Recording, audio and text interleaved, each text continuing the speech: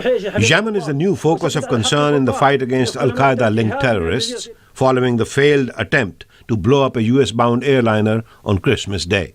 The lone suspect, Umar Farouk Abdul Muttalib of Nigeria, allegedly received training and explosives in Yemen, and Yemen's Deputy Prime Minister, Rashad al-Alimi, says Abdul Muttalib met there with a radical US-born Muslim cleric. يتعلق بموضوع النيجيري عبد المطلب ولا شك أنه كان له لقاء. There is no doubt that the Nigerian Abdul Muttalib met with elements from al-Qaida in Shabwa province, and in particular, he met with Anwar al-Awlaki. The U.S. is responding by increasing counterterrorism aid to Yemen.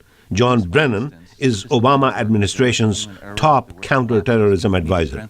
We've provided equipment, training. We're cooperating very closely. So this is something that we've known about for a while. We're determined to destroy al-Qaida, whether it's in Pakistan, Afghanistan, or in Yemen, and we will get there. Al-Qaeda's presence in Yemen is not a new development, says James Phillips at the Heritage Foundation. Actually, it's an old theater that is now growing in stature, in part because al-Qaida has been driven out to a large degree from Saudi Arabia and it's regrouped in Yemen, but also because the al-Qaida core group is under tremendous pressure in Pakistan. And Phillips says Yemen may gain more importance if al-Qaida shifts its base of operations from Pakistan to the Middle East and Africa. Because it is an Arab-led organization, in many respects it may find it easier to blend in and hide in corners of the Arab world, such as the Yemeni mountains, which are not really controlled by any government.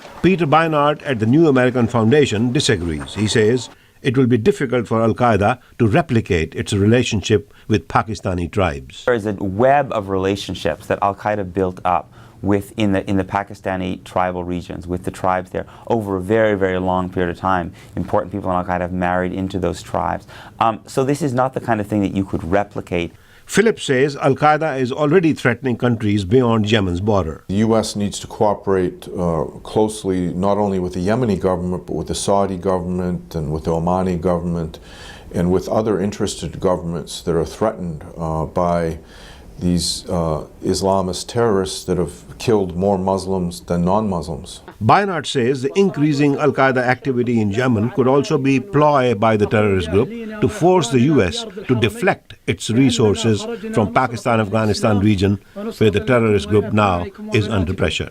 An overreaction, which produces much more hostility to the United States, is precisely what the jihadist terrorists want.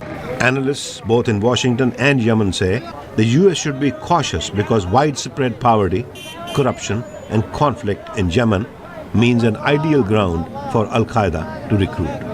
Ravi, Khanna, VOA News, Washington.